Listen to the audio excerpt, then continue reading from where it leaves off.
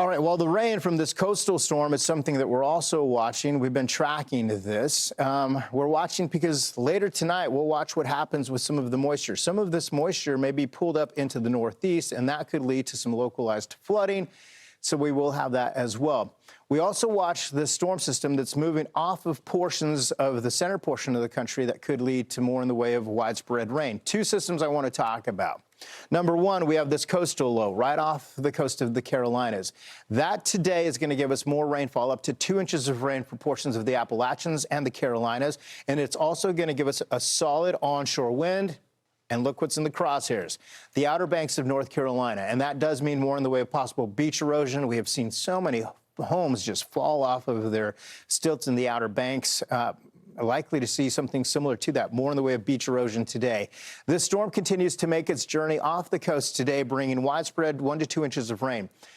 There is some good news with this one. It's not all coming in at one time, so we don't expect heavy rainfall rates, which would lead to flash flooding. We expect this 2 inches to add up for the next, say, 12 hours or so. We'll watch this over the higher elevations and notice places like Asheville. Please pay attention, Boone, to the forecast in case you do happen to get a flash flood warning of some sort. Again, it's not expected to be significant, but just a little bit is all it would take for places that are lacking the vegetation.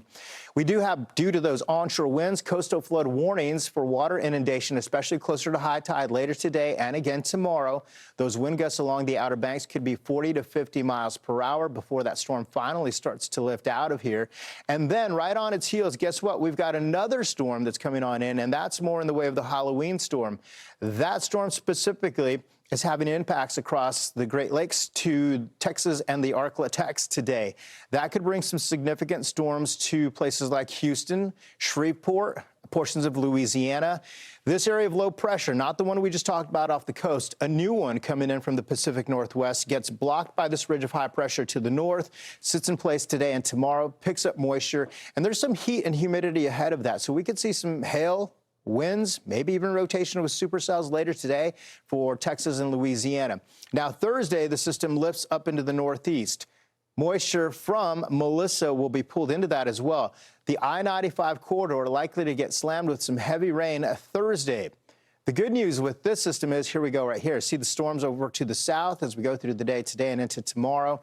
The good news is, as we go through Thursday, the heavy rainfall for the I-95 corridor moves through rather quickly. This does pick up speed, and then by Friday evening, we may actually get a break in big cities like Philadelphia and New York. But before that happens, we will get 2 to 3 inches of rainfall in some much-needed spots.